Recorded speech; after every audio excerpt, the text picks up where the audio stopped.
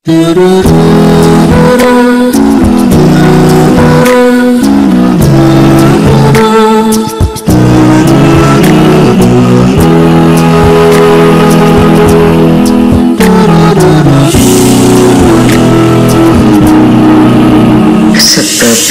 hati bawa berlari jauh melalui jalanan sepi, jalan kebenaran indah terbentang di depan matamu para pejuang. Sekeping hati dibawa berlari jauh melalui jalanan sepi, jalan kebenaran indah terbentang di depan matamu para pejuang. Tapi jalan kebenaran takkan selamanya sunyi. Ada ujian yang datang melanda, ada perangkap menunggu mangsa. Sekeping hati dibawa berlari jauh melalui jalanan sepi, jalan kebenaran indah terbentang di depan matamu para pejuang. Akan kuatkan kaki yang melangkah bila disapa duri yang menanti. Akan kaburkan mata yang meratap, ada debu yang pastikan hingga. Berharap tenang dalam berjuang, bagai merindu rembulan di tengah siang. Jalannya tak seindah sentuhan mata, pangkalnya jauh, ujungnya belum tiba. Tapi jalan kebenaran takkan selamanya sunyi. Ada ujian yang datang melanda, ada perangkap menunggu mangsa. Ada ujian yang datang melanda, ada perangkap menunggu mangsa.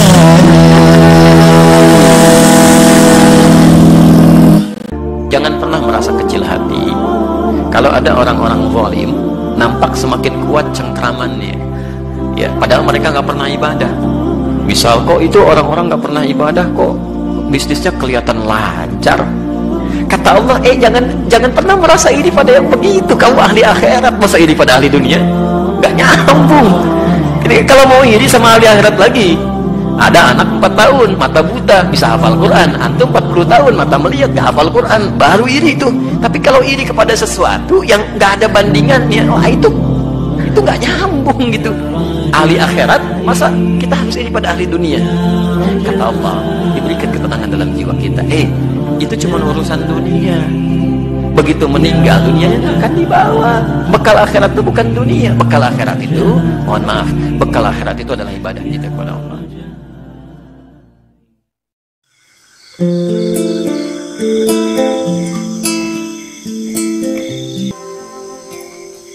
Semoga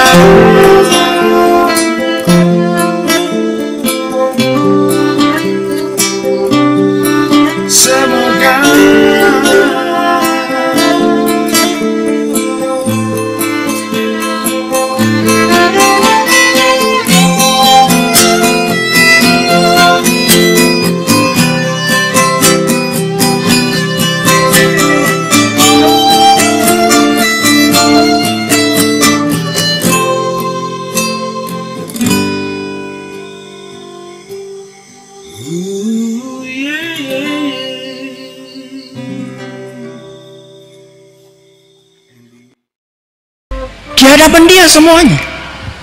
Tapi begitu pemiliknya datang ngambil, beliau datang ngambil. Apakah tukang parkir itu protes? Enggak. Malah ketika dia lepas, dia sambil senyum, matur nuwun Pak. Kenapa dia bisa seperti itu? Karena dia tahu, dia yakin bahwa ini bukan milik dia. Ketika kita sulit untuk melepas seseorang, kita harus yakin bahwa itu bukan milik kita. Dia itu milik siapa? Allah. Makanya ketika ada orang ditimpa musibah, apa doanya? Inna lillahi. Apa artinya? Kita ini punyanya Allah. Terus wa inna ilaihi rajiun. Kita semuanya akan kembali kepada Allah. Dan yakinlah, kalau kita beriman, apapun yang ditakdirkan Allah itu yang terbaik. Kalau orang beriman, akan dikasih yang terbaik oleh siapa? Allah Subhanahu wa ta'ala. La ilaha illa anta ya hayyu ya qayyum. Subhanallah wa bihamdihi.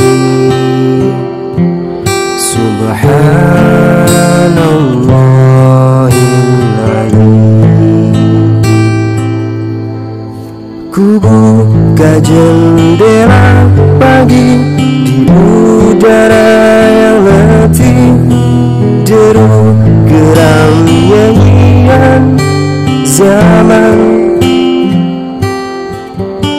Bersama berjuta wajah ku arungi mimpi hari, halalkan segala cara untuk hidup ini.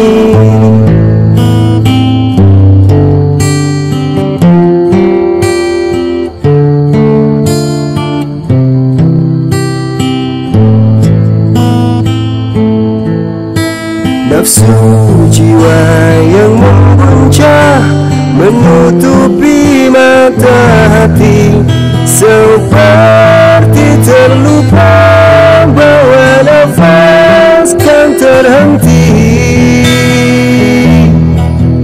Astaghfirullah, astaghfirullah, astaghfirullahaladzim.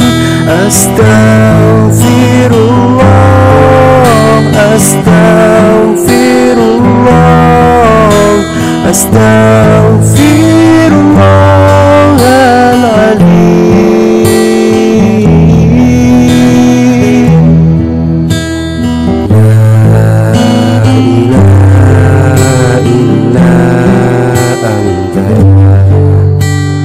ya hayyu ya qayyum. Subhanallah wa bihamdihi. Subhanallahil azim. Ku buka jendela pagi dan dosa pun menghampiri, suara jahit hatiku ingkari. Nafsu jiwa yang membuncah menutupi mata hati, seperti terlupa bahwa nafas kan terhenti. Astaghfirullah, astaghfirullah, astaghfirullahaladzim.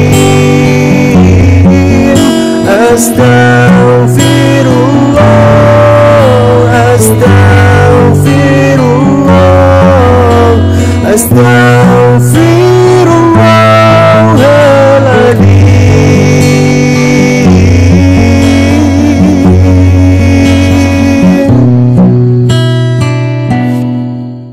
apakah benar perkataan Imam Syafi'i bersikap sombong kepada orang sombong? Kalau benar, bagaimana pengertiannya? Kalau ada orang yang sombong kepada orang yang sombong, menyombongkan diri kepada orang yang sombong, maka sesungguhnya itu adalah sedekah. Benar. Contoh, antum ada orang yang sombong, baru punya mobil sombong, saya mobilnya 2.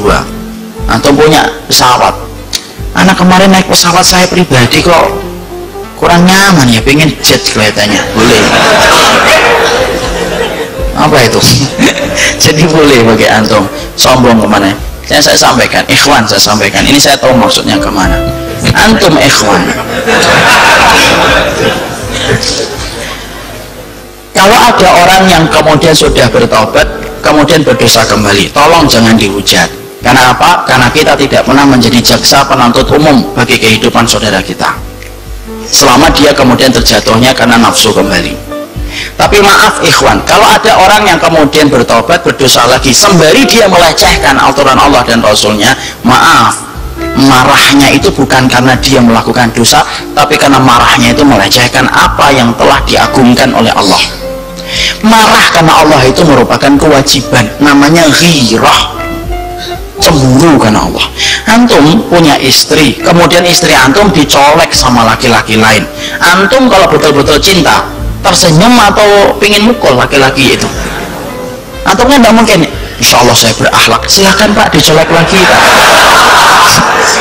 Itu namanya akhlak yang salah tempat. Istrinya kan ngomong, kamu tuh cinta nggak sih Bang sama saya? Ini dicolek Bang, dicolek. Itu namanya marah karena Allah, dan marah karena Allah itu boleh. Dan kemudian sombong sama orang yang sudah menyombongkan diri di hadapan Allah boleh. Maaf ikhwan, sejak kapan manusia mengatakan kelihatannya kita nggak butuh agama? Antum rela nggak diomongin kayak gitu? Ini agama yang Allah turunkan loh akhi. Antum belajar susah payah sampai hujan-hujan datang ke masjid supaya antum tahu agama ini loh. Kalau ada yang marah tetapi marahnya pun sebab, dan sebabnya itu karena Allah, ya antum maklumi kemarahan itu. Kalau ada orang misalnya pakai jilbab, dia lepaskan jilbab, alasannya kenapa Mbak kok dilepaskan lagi? Iya, tidak kuat, panas. Nah, orang kayak gitu jangan dihujat, dia belum bisa dia. Karena apa? Dirangkul, didoakan. Tapi kalau dia ngomong kenapa lepas jilbab, kelihatannya jilbab itu tidak penting. Yang penting itu adalah bagaimana proses itu saya menjadi orang yang baik. Itu berarti melecehkan hukum jilbab atau tidak? Beda atau tidak dengan yang pertama? Beda. Sejak kapan kemudian jilbab itu hanya dengan hati? Memang bisa kita pakai helm pakai hati? Tidak bisa kan? Ditangkap sama polisi, mana helmnya? Yang penting hatinya yang dihelmin Pak. Tidak bisa.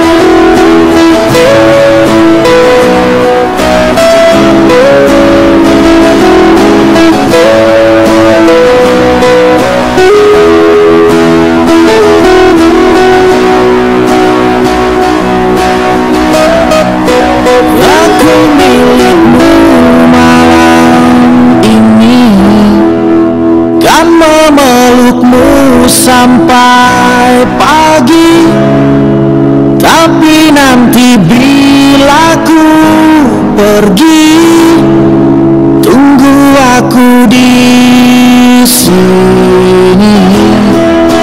Aku milikmu malam ini, kan memelukmu sampai pagi, tapi nanti bila ku pergi, tunggu aku di sini. Aku milikmu malam ini.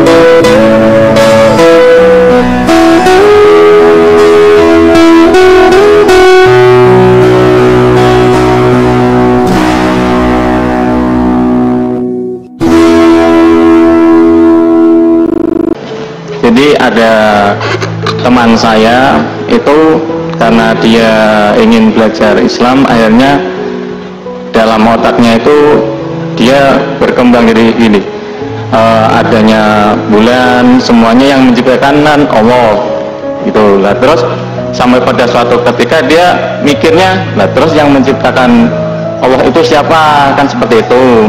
Nah ketika dia bilang sama seseorang yang katanya ngerti tentang seperti itu, yang ngerti itu bilangnya, loh kamu kayak gitu itu berarti kamu syirik gitu lah. Akhirnya padahal kan kalau syirik itu kan katanya dosa besar.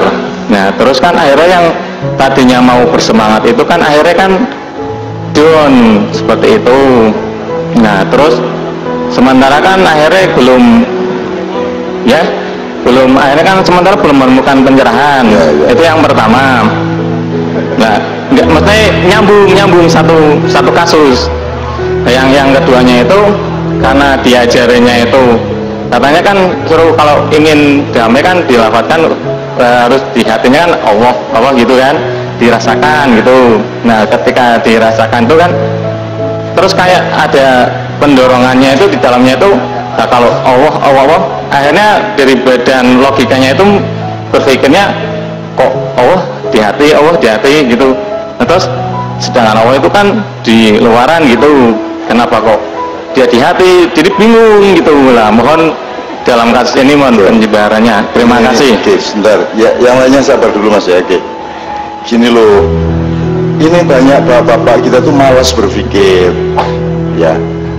Syirik itu kan artinya Anda menyekutukan Allah, menuhankan yang selain Allah, itu namanya syirik. Itu tadi kan tidak ada hubungannya dengan itu, kok disebut syirik gitu. Itu mereka kesat berpikir. Jadi itu jawabannya, la tafakkaru anil kholqi wa la tatafakkaru anil kholik.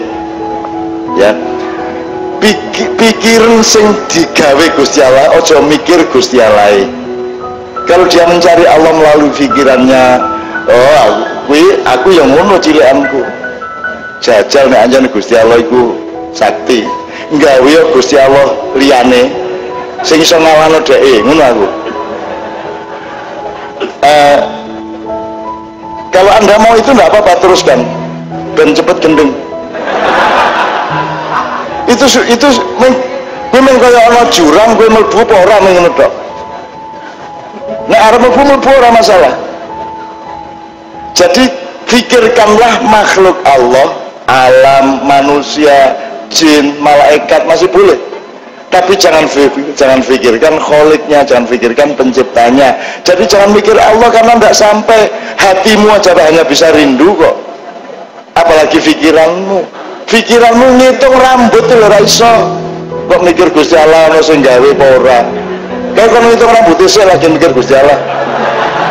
Rambut iso dhuwur. Aja mung dhuwur kok. Oh ya, jadi itu ndak syirik.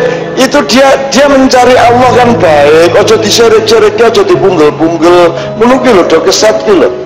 Kesat artine wong golek salah didik di sentak. Sesat kok dimesoni iki lho. Aneh kok. Kowe nganggo motor. Loh, ning di dalane iki. Loh, kok buntu? Terus wong kampung teko, sesat ya kamu, sesat ya. Lebih ya tanya kudune ditulungi, malah dinesoni. Oh iki ora ngerti dalan, lho ki ning dia malah ditekani wong sak kampung. Ini sesat, sesat kok dinesoni, sesat ditulungono. Ya aku jangan karena kesat gitu loh. Nek nulungi wong dia kudu sabar, ngono ya Dek ya. Satu ya. Jadi rumusnya itu tadi, ojo mikir Gusti Allah. Ambok nganti mudar ora tekan kowe. Terus apa? Allah. Lho Allah masa di sini kan Allah di sana ngono. Kowe pekok meneh kowe. Goblok.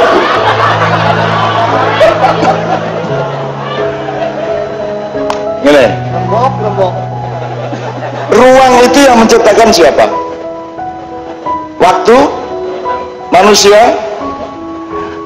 Masa Allah berada di dalam ciptaannya? Kowe nggawe toples, njur kowe urip ning jero toples ngene. Piye? Gusti Allah ki ora iso kok. Di mana Tuhan itu cuma bahasa sastra. Jangan dijadikan bahasa matematik atau bahasa material. Tuhan tidak di mana-mana, wong di mana-mana itu di dalam Tuhan kok. Yang memuat semua itu Tuhan. Lu kok Gusti Allah didoleki? Ya ning kono ning ndi ana, aja meneh Gusti banyu ning ndi ana kok. Pira jumlah banyu? Berapakah jumlah air? 1, betul enggak? Tapi di sana ada, di sana ada, di sana ada. Wes banyu ngono apa meneh Gusti Allah kok doleki. Wes kowe iki cinta wae, tresno wae, percaya wae. Aja njur kowe pengen bukti-buktake kowe Gusti Allah kandhanono. Aja meneh kowe le Nabi Musa iki semaput. Nabi Musa ngene. Ya Allah, mbok saya dijadikan Muhammad, kata Nabi Musa. Terus Allah, wis yo sok-sok no Muhammad ini. Burung lahir saiki, kata Allah gitu. Kuwi sok-sok 200 tahun meneh. Ya udah kalau gitu tolong saya jadikan Adam misalnya. Oh telat kowe.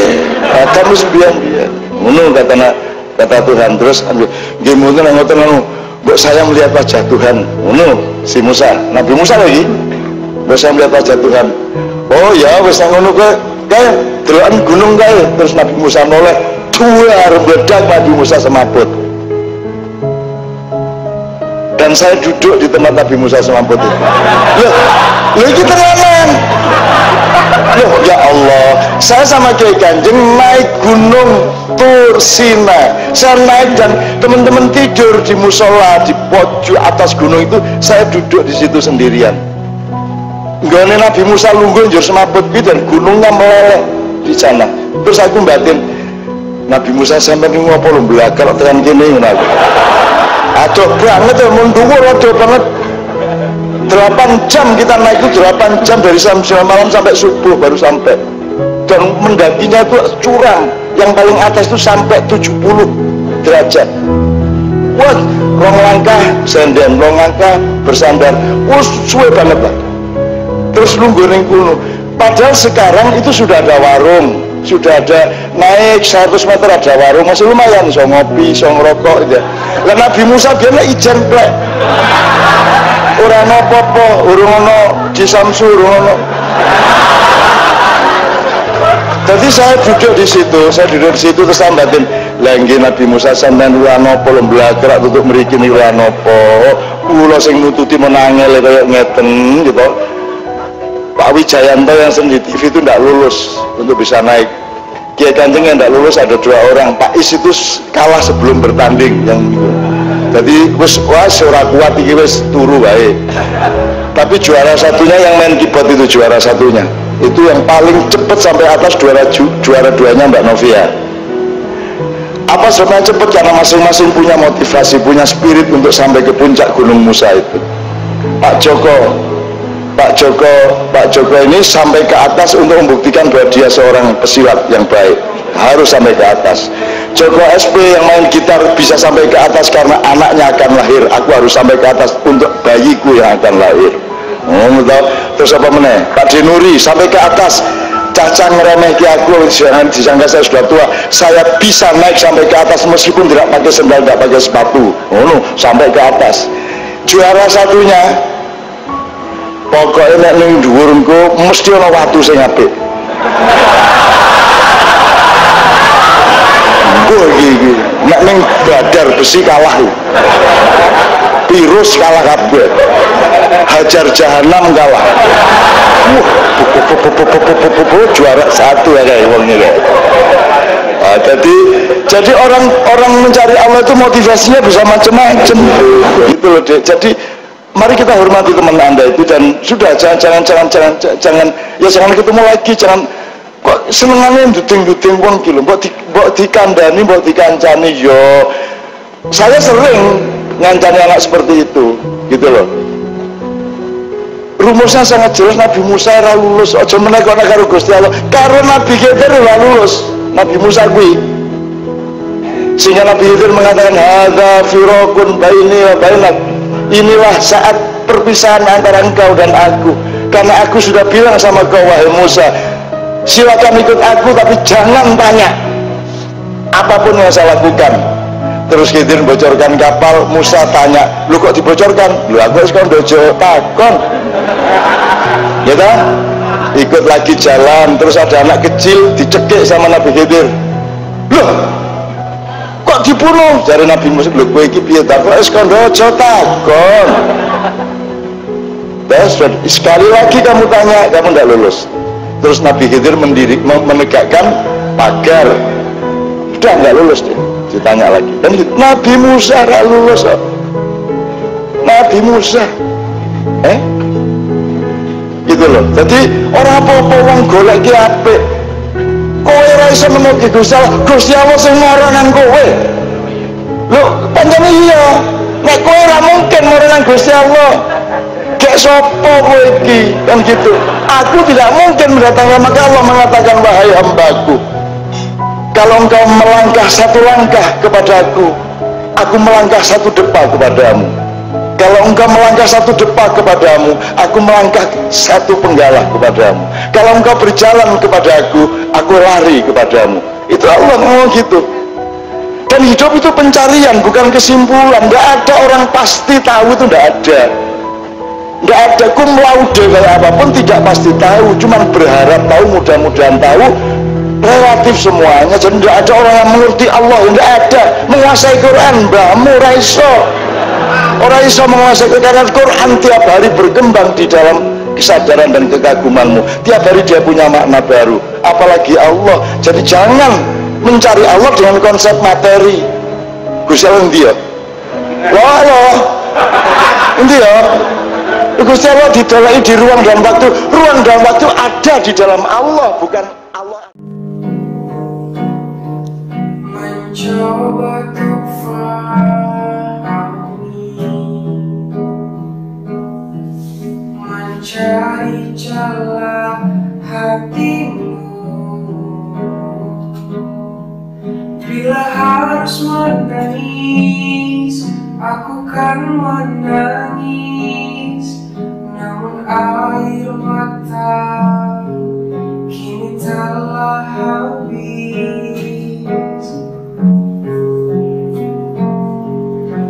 Segalanya telah ku berikan, tapi kau tak pernah ada pengertian.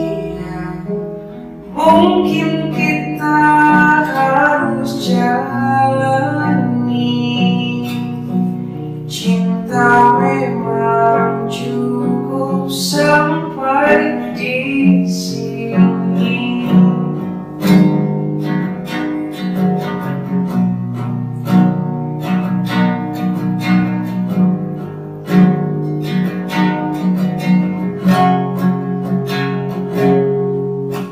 Mencoba tegas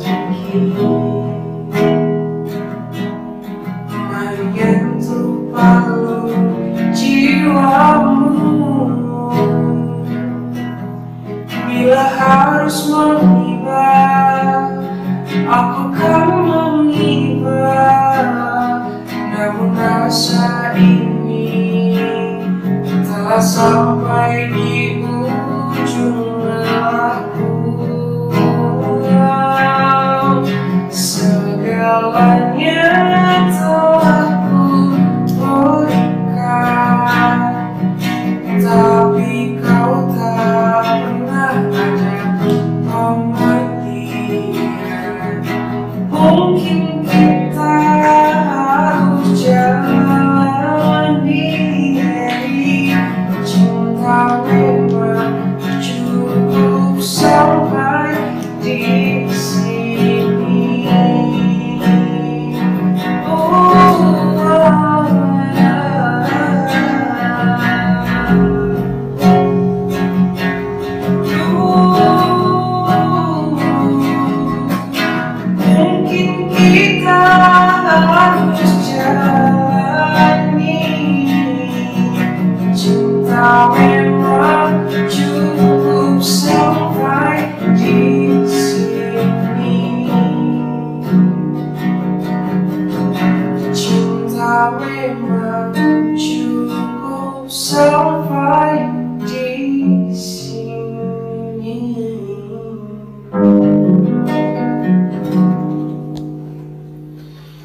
Pahala terbesar salah satu memberikan orang makan pengajian.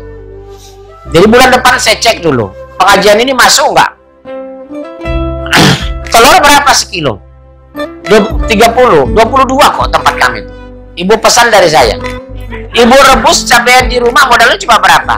Cuma 30-40 ribu. Pahala ibu sudah melimpah. Sederhana kok, beli bagi ikan asin sekilo, ibu cabain, kita berebut makan. Ibu beli lalapan, bawa lalapan. Benar bu. Cuma saya Ustadz yang mau bicara seperti ini. Pernah nggak Ustadz lain ngomong seperti ini? Nggak ada kan? Karena saya bicara hadis. Ustadz lain nggak nyinyir. Kalau saya bilang, saya pingin ibu semua masuk surga. Caranya apa? Banyak sedekah. Makanya di Arab itu bu, jarang orang sakit. Kalau sakit mereka sholat sunnah 2 rakaat, berdoa sungguh-sungguh. Nggak sembuh, mereka ambil air, baca air ruqyah, diminum sendiri. Nggak sembuh, mereka sedekah. Nggak sembuh, baru ke dokter. Jadi ibu biasakan kalau sakit jangan ke dokter, sholat sunnah 2 rakaat. Iya bu, saya di rumah itu saya buktikan bu. Masya Allah, di rumah saya setiap bulan ada pengajian. Ibu boleh datang sama suami. Berlomba orang bawa makanan itu. Begitu jam 5 sore udah ngantar salak, ngantar buah, ngantar pisang. Lo apa yang kita sedekahkan untuk kita kok. Yang penuh kulkas kita semua kotoran kok ibu. Saya beda dengan ustaz lain bu, benar bu, di mana-mana. Karena banyak sih lihat pengajian orang kaya itu. Kadang saya makan siang aja nggak dikasih. Saya tuh terang kaget, di mana ya ruh Islam itu? Ada ustaz datang makan siang nggak dikasih. Rasulullah itu berobat orang berebut kasih makan, benar bu. Satu-satunya ustaz yang paling nyinyir masalah ini cuma saya. Cek di Indonesia. Masjid-masjid 90% nggak kasih makan khotbah Jumat. Karena ustaznya nggak berani ngomong, pakai Kenapa malu? Karena nggak pakai iman. Saya bicara ini berdasarkan iman. Karena Rasul mengatakan, tebar salam beri orang makan. Itu kan hadis, bukan kata saya. Itu budaya Jawa semuanya. Saya pakai budaya Medan, ngomong apa adanya. Karena saya ingin jamaah saya ingin masuk surga. Sepakat.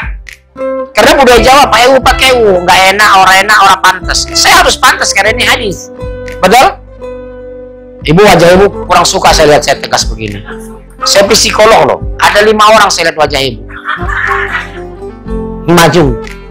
Kalau saya dinasihati Ustadz, saya paling senang. Alhamdulillah Ustadz ya. Selama ini kami nggak berbagi, sekarang karena Ustadz kami begini.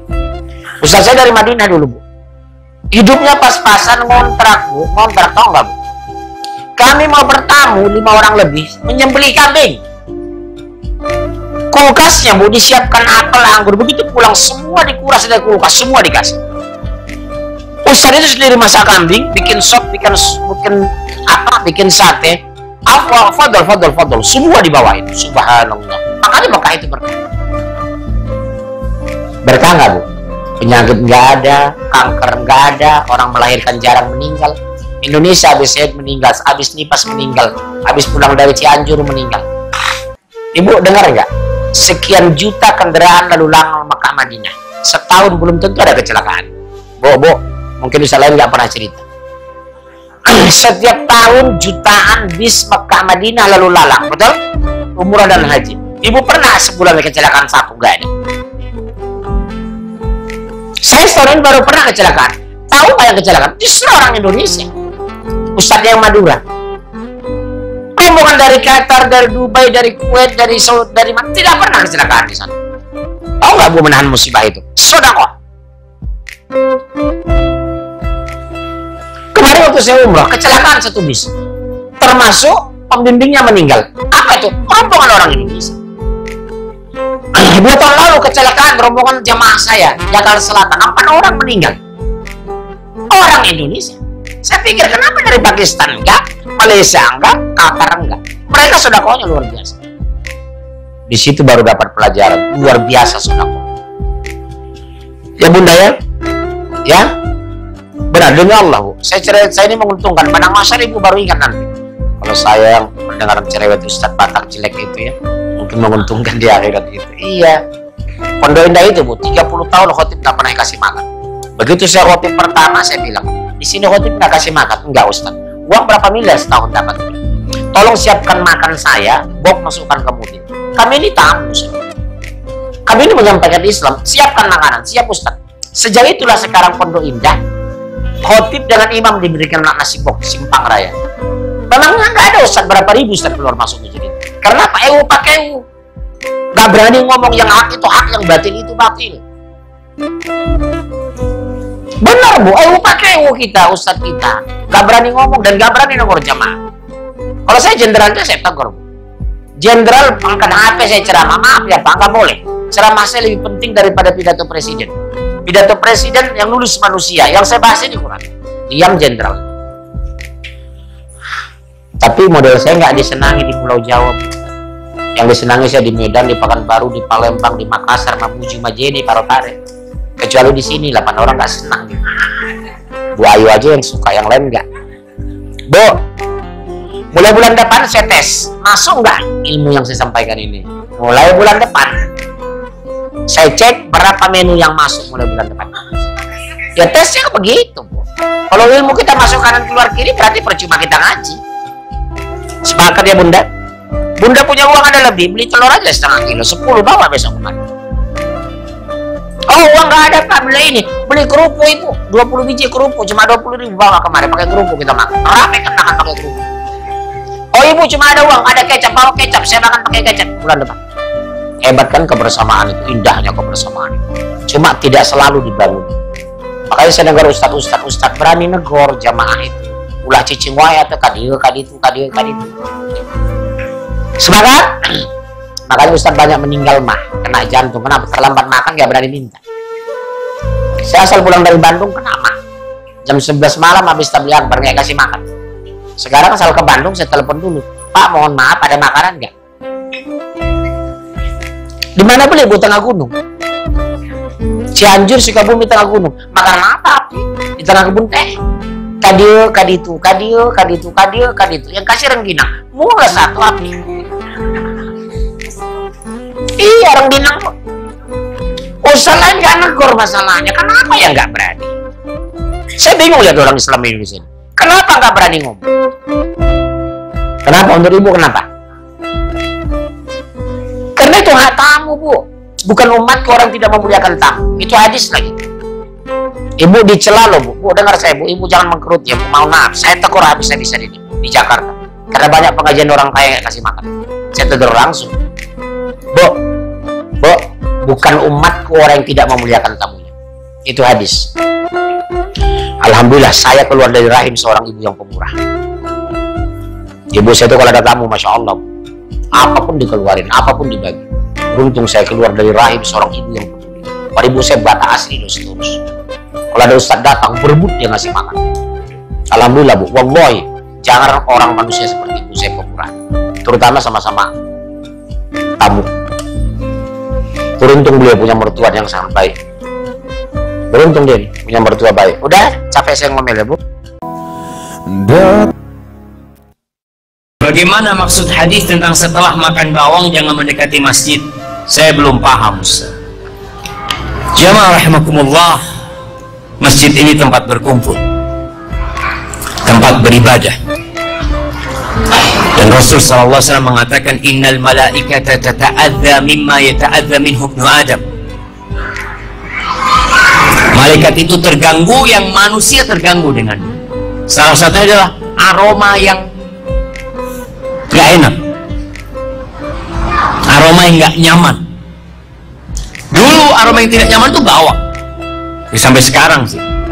Cuma di Indonesia ini orang makan bawang mentah itu hampir nggak ada. Rasul SAW menganjurkan kalau harus makan bawang ya dibunuh, aromanya itu dengan dimasak, aromanya itu udah keluar. Tapi di beberapa negeri itu bawang itu kayak apel juga, dimakan bawang. Anda lihat ya Allah, dan baunya masya Allah. Kalau untuk sholat di samping dia, Allah, aduh nggak jadi Allah, terganggu. Makanya sama Nabi SAW yang seperti ini nggak boleh mendekat ke masjid karena kau mengganggu orang lain. Orang datang ke masjid untuk khusyuk, makanya dianjurkan pakai parfum, pakai wangi-wangian, bukan pakai parfum dari bawang. Indonesia apa yang bau coba? Peti, jengkol. Tapi mungkin ada kondisi tertentu yang kalau berkeringat itu memang jadi bau. Maka yang sama dikiaskan dengan bawang tersebut.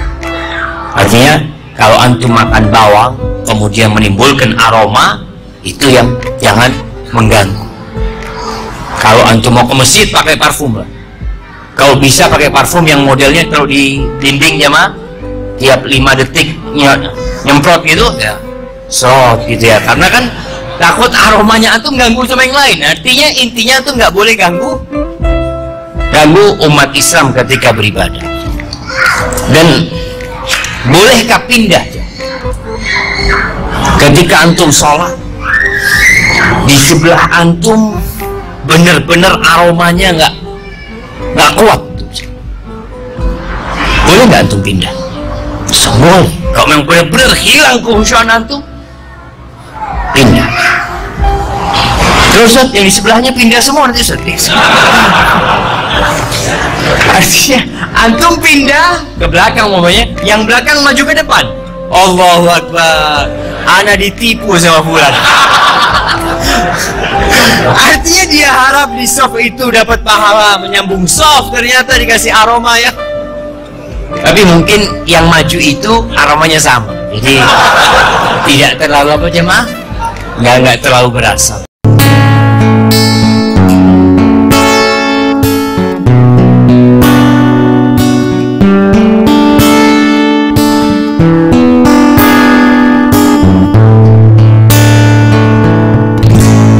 Di bawah batu nisan kini kau telah sandarkan, kasih sayang kamu begitu dalam. Sungguh ku tak sanggup ini terjadi, karena ku sangat cinta. Inilah saat terakhirku. Ya, kalau kita katakan gangguan setan itu tidak selamanya berupa kerasukan, karena gangguan setan itu ada kalanya berupa bisikan-bisikan, dan ini kerjaannya dari jin korin. Dalam hadis Nabi, riwayat Imam Muslim dikatakan ma min ahadin minkum illa wa qad wukila qarinuhu minal jinni wa qarinuhu minal malaikah. Tidak ada salah seorang di antara kalian kecuali Allah telah mewakilkan salah satu korin dari bangsa jin dan korin dari bangsa malaikat. Korin dari bangsa jin ini tentunya tugasnya adalah menimbulkan was-was di dalam jiwa. Ya, kalau malaikat sebaliknya. Sebenarnya ya entah itu menurut prinsip kedokteran itu karena apa, cairan berlebih di otak atau tidak, itu semua kuncinya ada pada kolbu. Kita menurut prinsip Al-Quran dan Sunnah ya, ada pada kolbu manusia sesuai apa yang disabdakan Nabi Shallallahu Alaihi Wasallam, ala wa inna fil jasadi mudghah. Ketahuilah ada segumpalan daging di dalam tubuh manusia. Idza salahat salahat jasadu kullu. Apabila daging ini baik, baik seluruh tubuh, baik fisik, baik juga rohaninya. Idza fasadat fasadat jasadu kullu. Kalau hati ini rusak, ya, gumpalan daging ini rusak, maka rusak seluruh tubuh. Ala wahyal qalbu. Ketahuilah gumpalan daging yang dimaksud adalah kolbu. Kolbu itu jantung atau hati. Jantung hati, jantung, betul, jantung. Hati atau liver dalam bahasa Arab itu al-kabdu, al-kabdu. Ya, adapun jantung itu kolbu. Dikatakan kolbu, ya, kenapa? Keadaannya berbolak-balik. Seperti apa doa yang kita sudah hafal semua, Allahumma ya muqallibal qulub, tsabbit qalbi ala dinik. Ya, wahai Tuhan yang maha membolak-balikan hati yang memang suka terbolak-balik, tetapkan hatiku pada agamamu. Nah, ini menjadi kancah peperangan antara korin dari bangsa jin dan bangsa malaikat. Makanya para ulama menjelaskan yang namanya gangguan itu ada al-masu, ada as-sor'u. As-sor'u itu kesurupan, al-masu itu gangguan secara umum. Baik itu gangguan sifatnya bisikan tapi dia tidak merasuki. Jadi ketika diruqyah tidak ada sifat-sifat yang sifatnya itu, reaksinya itu sifatnya frontal seperti kerasukan.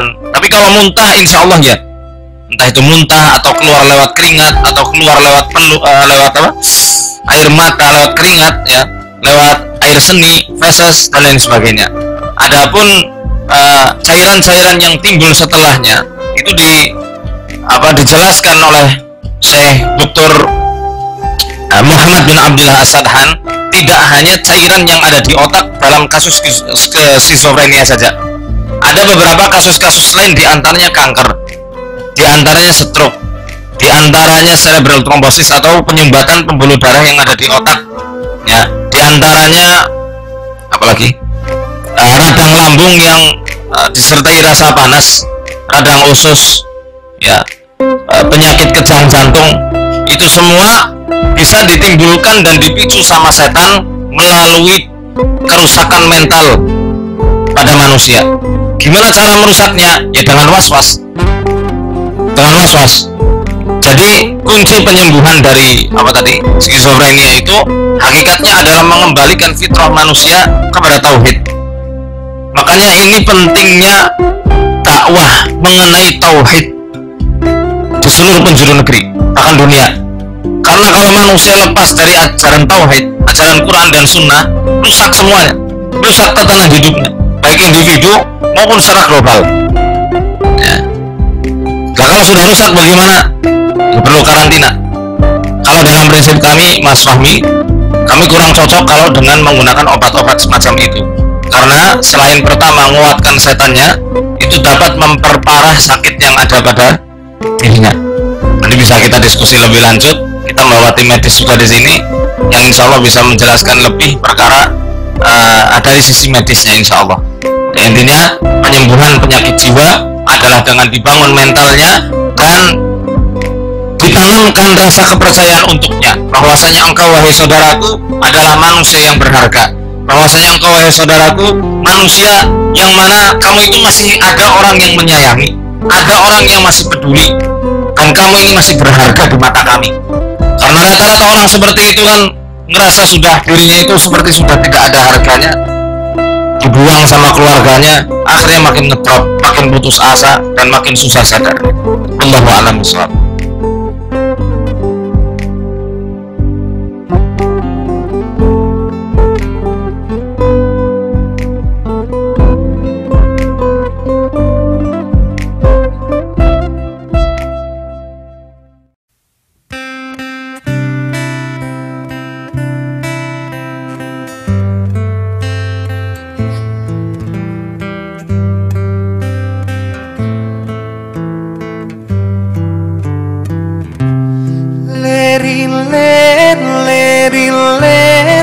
Tandure wis sumilir, tak ijo royo-royo, tak senggo temanten anyar. Cah angon paneno blimbing kuwi, lunyu-lunyu paneno kanggo mbasuh tata tira. Kumitir badaing pinggir, tondo mono jlumatana kanggo sepo mengko sore. Mumpung padang rembulane, mumpung jembar kalangane, ya surah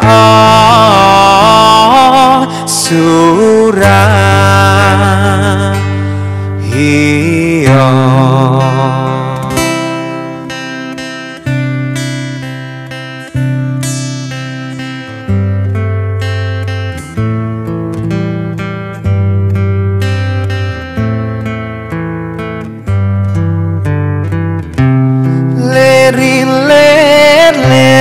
Ler tandure wis sumilir, tak ijo royo-royo, tak senggo temanten anyar. Cah angon paneno blimbing kuwi, lunyu-lunyu paneno kanggo mbasuh tata tira. Kumitir badaing pinggir, tondo mono jlumatana kanggo sepo mengko sore. Mumpung padang rembulane, mumpung jembar kalangane, ya surah surah hiyo.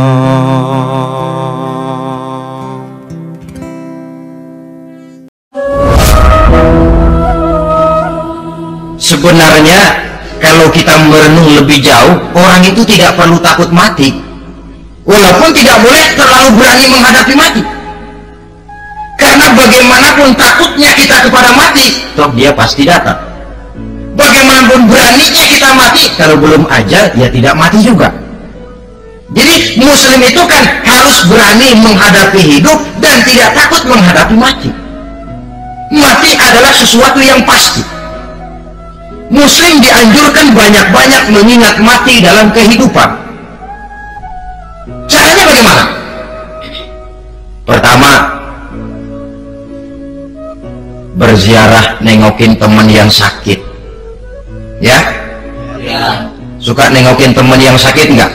Oh, itu pahalanya kata Nabi. Menengok orang yang sedang sakit lebih afdal daripada sholat sunnah 1000 rakaat. Apa pernah saudara sembahyang sunnah sampai 1000 rakaat? Nengokin orang sakit pahalanya lebih afdal daripada itu. Kenapa menengoki orang sakit mengingatkan kita kepada mati? Iya ya, ini teman saya yang kemarin segar banget, bercanda sama saya, ketawa sama-sama, sekarang terbaring tidak berdaya, hilang kemampuannya, hilang keceriaannya, sakit. Iya kalau sembuh, kalau ajal, iya sekarang giliran dia. Kalau jatuh ke saya, menjenguk orang sakit akan mengingatkan kita kepada mati. Apalagi ziarah kubur. Ada yang orang tuanya sudah meninggal? Nah, kalau ada, ya tidak bisa tiap hari, sekurang-kurangnya seminggu sekali, Jumat pagi misalnya, ziarah kita ke kubur. Sehingga kalau kita masuk kubur kan ada etikanya.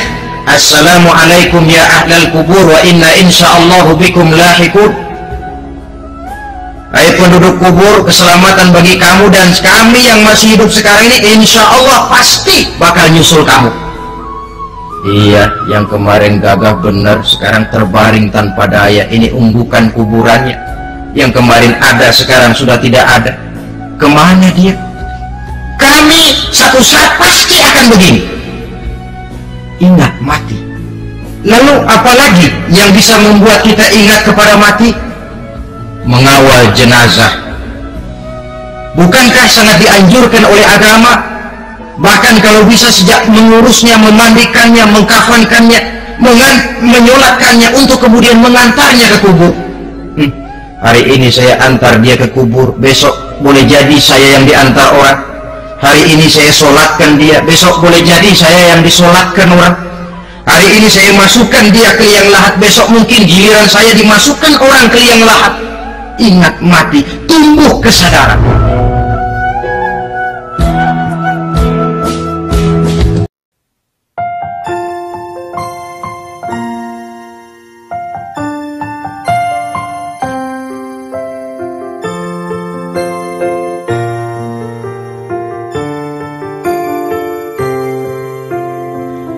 مولاي صل وسلم دائما أبدا على حبيبك خير الخلق كلهم مولاي صل وسلم دائما أبدا على حبيبك خير الخلق كلهم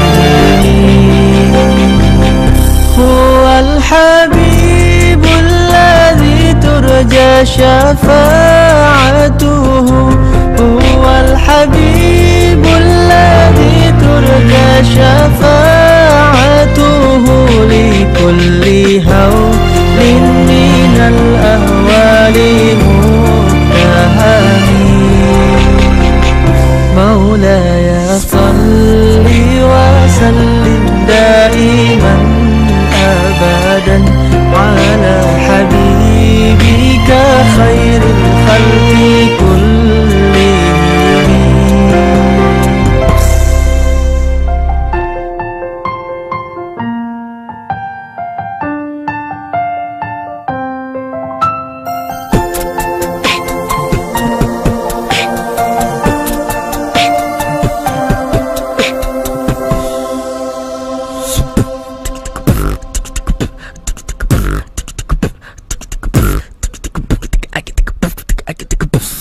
محمد سيد الكونين والثقلين محمد سيد الكونين والثقلين والفريقين من عرب ومن عجم والفريقين من عرب ومن عجم مولاي صل وسلم دائما أبدا على حبيبك خير الخلق كلهم مولاي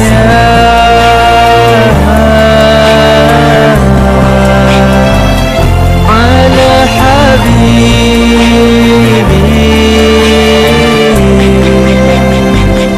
مولاي صل وسلم دائما أبدا على حبيبك خير الخلق كلهم.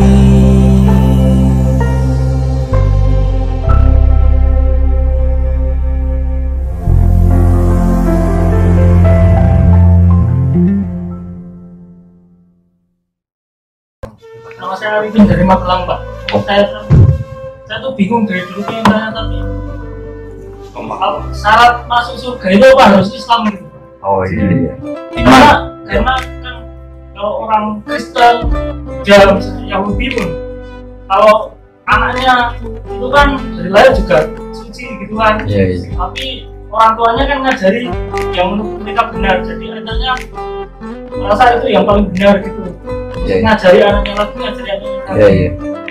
Terus kalau yang masuk Islam, yang masuk surga Islam saja, tapi cuma biasa bujuk-bujukan gitu. Nah, saya beruntung lahir di keluarga Islam. Kalau saya Magelang lagi ya, Magelang. Nanti saya lahir di keluarga betul gitu gimana? Kan saya amas gitu. Syaratnya Artinya jenengan pertanyaan ini sambil syukur ya. Ya. Kalau sambil syukur tuh relax, berarti gak apa-apa katanya. Begini ya, jadi untuk hal-hal seperti itu kita iman saja sama yang ditentukan Allah. Pokoknya yang masuk surga itu hanya yang Islam. Kemudian kita tidak usah nyoal detail-detailnya, misalnya nyoal detail-detailnya. Lalu bagaimana orang yang ditakdir lahir di keluarga Kristen kemudian diajarin Kristen. Karena hakikat kita ini tidak pernah tahu. Yang kita ketahui dari kenyataan itu tidak ada 1%. Ya Mas Arif bicara, yang kita tahu dari kenyataan itu tidak sampai 1%. Bisa saja orang lahir di negara Islam, di keluarga Islam, gara-gara miskin, gara-gara terlantar, malah sama Islam dunia. Ada yang lahir dari Kristen juga gara-gara trauma sama agamanya, kemudian menjadi Islam. Hanya anaknya orang Islam pasti Islam itu kan mainstream, anaknya Kristen pasti Kristen juga mainstream umumnya. Tapi kan kita sebenarnya nggak pernah tahu. Nah dari tidak pernah tahu itu diharapkan manusia semua itu tunduk sama Allah, tawadhu. Pada akhirnya semua itu wow. Tapi hukum formal, hukum syariat yang kita yakini adalah yang masuk surganya yang Islam. Kenapa demikian? Karena cara lahir kan gini. Misalnya ini begini. Presiden Indonesia itu siapa? Mas Arif. Enggak, ini logika yang supaya bisa Anda terima. Presiden Indonesia sekarang. Kira-kira orang yang meyakini yang meyakini Tuhan 3 itu Presiden Indonesia itu Jokowi, Prabowo, dan Sandiaga. Orang yang seperti itu layak nggak dianggap sebagai warga negara yang baik? Tidak. Atau orang yang mengatakan Indonesia itu tanpa presiden, nggak ada presiden, ateis berarti kan. Jadi kenapa kita mengikuti syariat yang masuk Islam hanya orang Islam, yang masuk surga hanya orang Islam? Ya kira-kira sama dengan yang layak sebagai warga Indonesia yang meyakini ya bahwa presiden itu satu lah. Dan sekarang ya Pak Jokowi. Ya Tuhan itu satu, yaitu Allah Subhanahu. Jadi makanya saya bilang tadi, makanya terima kasih jenengan tanya ini sudah ada ganjil. Islam itu datang dengan kemakrufan, sesuatu yang mudah dikenal. Yang mudah dikenal apa? yang layak jadi warga Indonesia yang yakin presiden itu satu, yaitu Pak.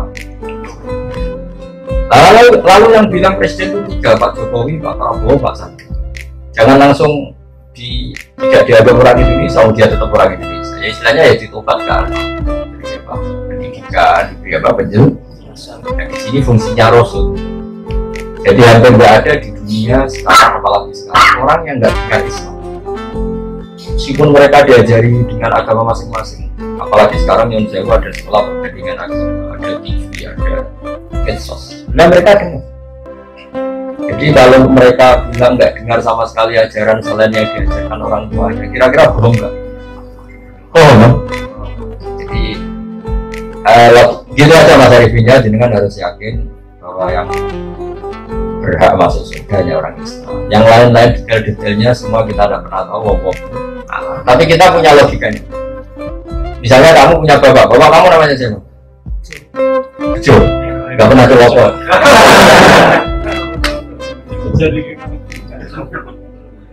Ya iya, terus adik kamu meyakini Jo itu nggak bapaknya, si anak itu. Ya kira-kira orang yang meyakini Allah tidak Tuhan kan kurang ajar sekali. Apalagi yang meyakini Allah itu ada yang setingkat Allah, yaitu ini. Ada yang presiden tandingannya Pak Jokowi ini. Kan tidak pantas ya. Tidak pantas itu mungkar sesuatu yang akal nggak percaya, nggak mau. Ya jadi saya berkali-kali bilang ya, ciri utama agama itu apa? Membenarkan yang ma'ruf. Melati, maafkan aku lagi. Ternyata tak semudah diangan, mencoba untuk bertahan di sela pertengkaran yang terjadi.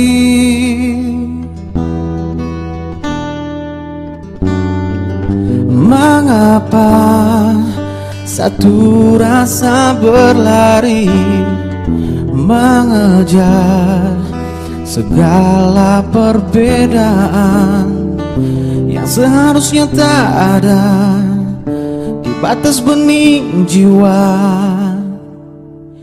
Kita semestinya satu hati meraih cinta.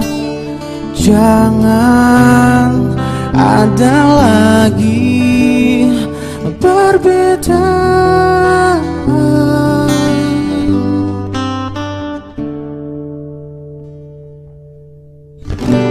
Aku pun masih berharap, kau pun mencoba untuk sempurnakan diri menghadapi cobaan dan godaan yang datang.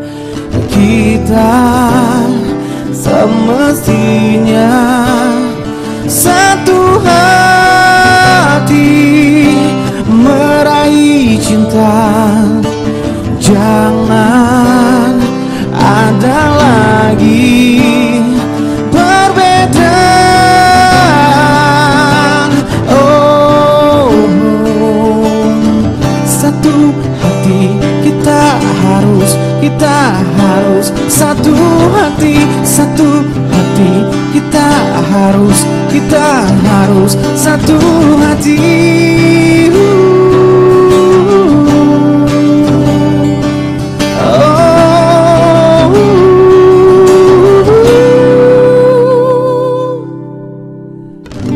Melati, semoga saja langkah yang telah ku tempuh saat ini menjadi embun penyejuk hati kita berdua saat ini.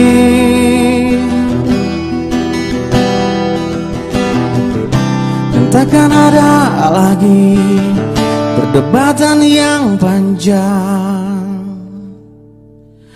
Kita semestinya satu hati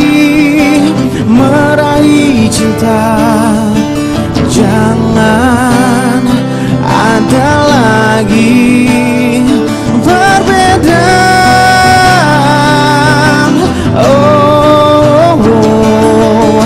Kita semestinya satu hati meraih cinta.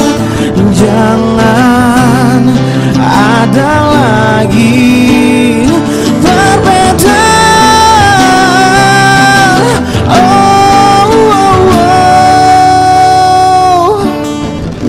Satu hati semestinya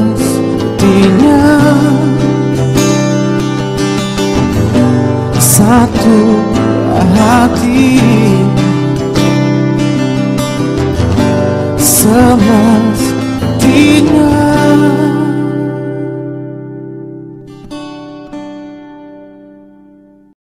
Ustadz, saya baru tahu kalau pasangan hidup saya LGBT.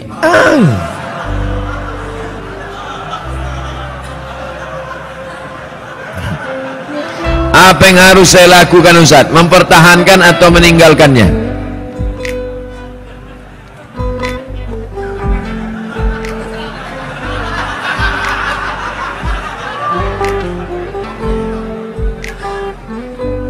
Mungkinkah pertemuan itu di luar kuasa Allah Subhanahu wa ta'ala?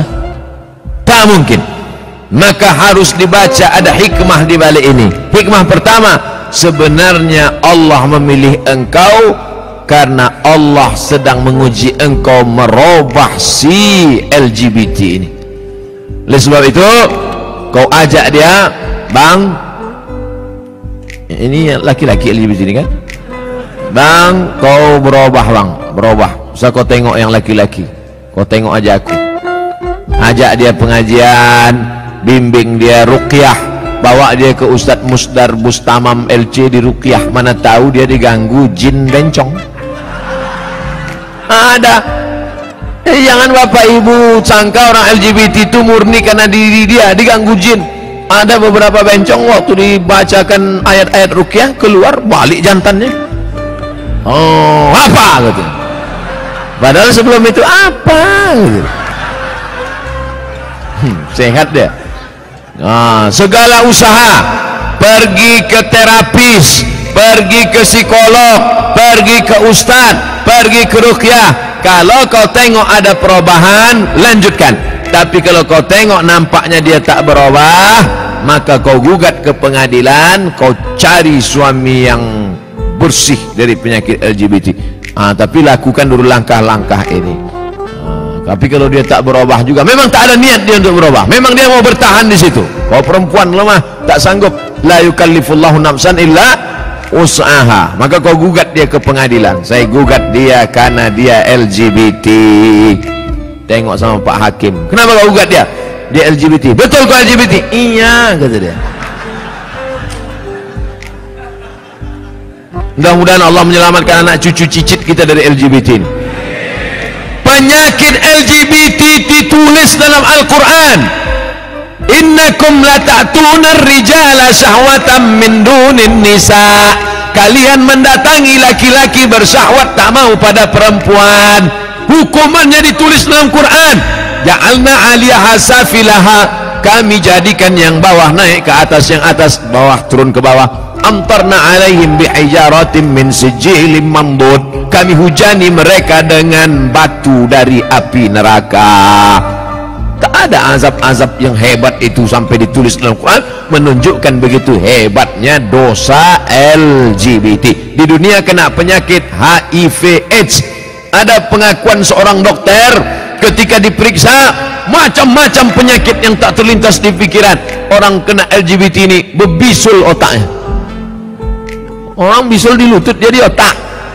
Oleh sebab itu LGBT, tobatlah kalian, tobat. Bertambah lagi musuh. Wah, mengamuk pula besok LGBT. Bantailah situ. Apa lagi dipikirkan? awak pun akan mati juga. Diam pun mati, bercakap pun mati. Bagus mati bercakap daripada mati diam.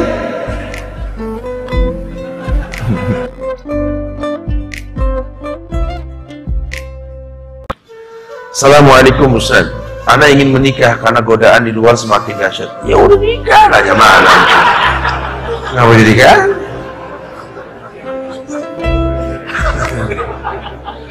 Sementara Ana belum cukup mampu untuk menikah, mohon nasihatnya. Cari uang. Jadi orang baik. Zubair bin Awam itu orang miskin, nggak ditolak sama Abu Bakar yang kaya, betul? Kenapa? Agamanya Zubair, ya, membimbing anaknya Asma binti Abu Bakar ke jalan yang benar. Bahkan pernikahan Asma dengan Zubair punya 5 anak yang semuanya mati syahid. Ya, ini kadang-kadang kita suka pengen cuma nggak mampu gitu loh. Ada tanya sama saya, Ustaz, saya pengen banget Ustaz nikah sama penghafal Quran, Ustaz, Hafizah. Insya Allah, semoga Allah mudahkan Anda mendapatkan, insya Allah. Kebayang Ustaz kalau nikah sama Hafizah, ya Allah, anak-anak pun jadi penghafal Quran, insya Allah. Antum sudah berapa juz? Iqra 2 kan? Iqra 2. Masya Allah kalau begitu. Antum pikir nikah itu nggak dengan sekufu, dengan yang sekufu. Sekarang kalau Anda Iqra 2 belum hatam sama Hafizah, urusannya berantem terus, betul? Yang tadinya antum ngaji berani kenceng, pas ada istri lewat jadi dipelanin, betul? Alladzina amanu lidzikrillah. Takut dikritik sama si istri, ya? Ya, ini orang kadang-kadang suka salah paham nih. Nikah dengan yang sekufu, yang saling mendukung, saling memahami. Ya, nikah dengan orang yang tahu bahwa kamu manusia tempatnya salah dan dosa. Karena cinta sejati itu ketika kita bisa mencintai pasangan kita karena kekurangannya, bukan karena kelebihannya. Berarti kita berfungsi buat dia.